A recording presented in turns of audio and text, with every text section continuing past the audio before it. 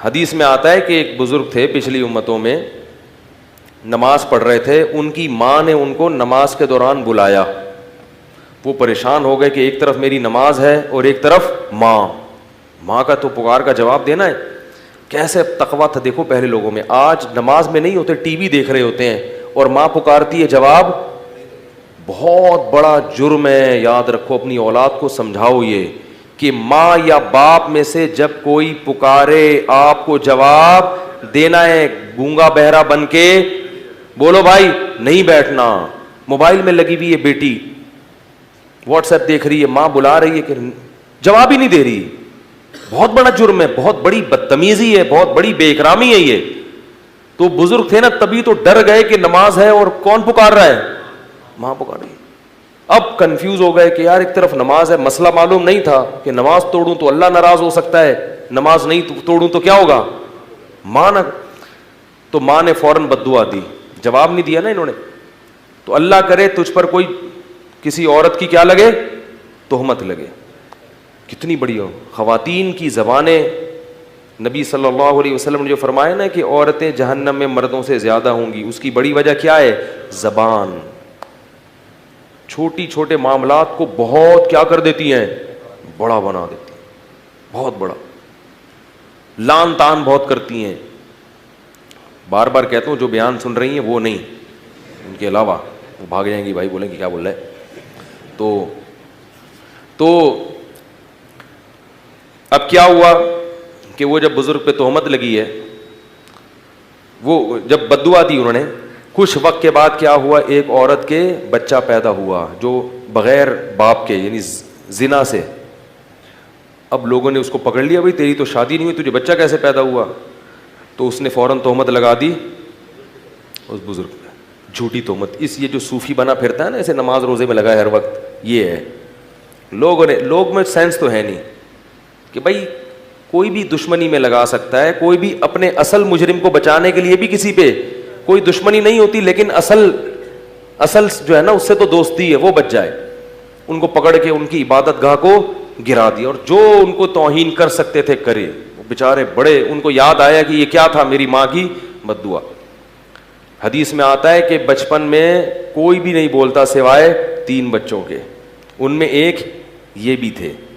جب بہت زیادہ ہو گیا تو اللہ کو ان پہ ترس آیا, تو ماں کی گود میں بچے نے گواہی دی کہ میں اس کا بیٹا نہیں ہوں. پھر ایک شخص کا بتایا کہ وہ ہے جس نے زنا کیا ہے میری ماں کے ساتھ. پھر لوگوں نے اور زیادہ عقیدت میں ہاتھ پاؤں چوما اور کہا کہ ہم سونے کا بنا دیں گے آپ کا محل. انہوں نے کہا نہیں, سونے کا نہیں, مجھے مٹی کا ہی بنا دو. تو اس سے پتہ چلتا ہے کہ ماں کی بددعا کا اثر, بولو بھائی,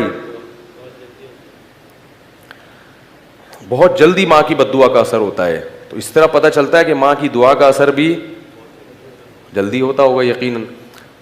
تو اس لیے والدین کو خوش کر کے ان کی دعائیں لینی چاہیے, اور والدین کو چاہیے اگر کبھی اولاد سے کمی کوتاہی ہو گئی ہے تو بددعا, بہت بڑا جرم ہے یہ, اس سے ماں باپ کو بھی سزا ملے گی کہ اتنی سی بات پہ بددعا دی کیوں تم نے. تو اسی وجہ سے امام ابو حنیفہ رحمہ اللہ تعالیٰ نے اس حدیث سے استدلال کیا کہ نفل نماز اگر آپ پڑھ رہے ہیں اور والدین آپ کو پکاریں تو نماز توڑ کر ان کا جواب دینا چاہیے. ٹی وی دیکھتے ہوئے جواب دینا کیوں واجب نہیں ہوگا, واٹس ایپ پہ بیٹھے ہوئے کیوں واجب نہیں ہوگا. بے شک آپ وہ بات نہ کریں, آپ کچھ عذر کر لیں کہ میں مصروف ہوں, یہ ہوں, لیکن گونگے بن کے بہرے بن کے نہ بیٹھیں. اور یہی حکم باپ کا بھی ہے, ماں کا بھی ہے, دادا کا بھی ہے, نانا کا بھی ہے, دادی کا بھی ہے اور نانی کا بھی ہے.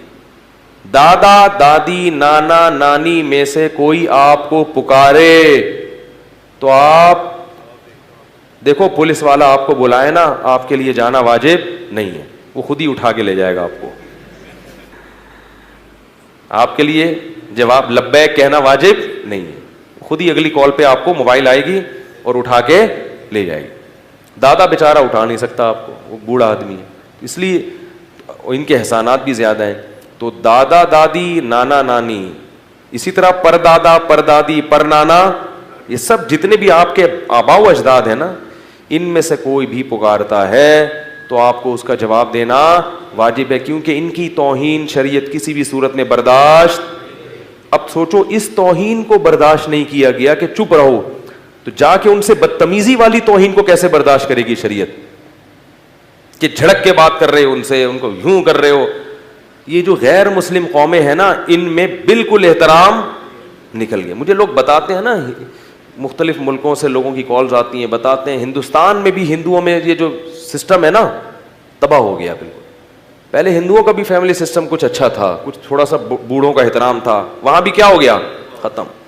تو اللہ کے بندو، ہم مسلمان ہیں، ہمارے پاس تو اللہ کی کتاب ہے، ہمیں اس کتاب کو فالو کرنا ہے. گھر میں کوئی بوڑھا ہے، دادا دادی، تو صرف اس کی کیئر نہیں کرنی ہے. لوگ سمجھتے ہیں صرف اس کا علاج معالجہ کرنا ہے، اس کو عزت دینی ہے. کیسے سمجھائیں یار؟ اس کو کیا کرنا ہے؟ عزت دینی ہے. عزت لوگ کرتے ہیں کہ بھائی دادا بیمار ہیں تو چلو ٹھیک ہے، ایک لگا دیا ایک نوکر کے، یار دیکھو ان کا ذرا پیمپر ویمپر چینج کر دیا کرو. اتنا کافی نہیں ہے. اس کو کیا کرنی ہے؟ عزت دینی ہے. وہ بات کر رہا ہوں تو بیٹھ کے آرام سے سننی ہے، چاہے سمجھ میں آئے نہ آئے. تو یہ بڑا مسئلہ ہے کہ آج گھر میں بوڑھوں کی عزت ختم ہو گئی ہے. یہ بہت خطرناک بات ہے. اس پر اللہ کی طرف سے عذاب آئے گا، دنیا میں بھی اور آخرت میں بھی. اور یہ عذاب کم ہے کہ پھر اپنے بچے نہیں پوچھتے، پھر ایسے پڑے ہوئے ہوتے ہیں بوڑھے. اولڈ ہاؤس ہمارے ملک میں بھی کھلنا شروع ہو گئے، جہاں اولاد نے اپنے بوڑھے والدین کو چھوڑ دیا.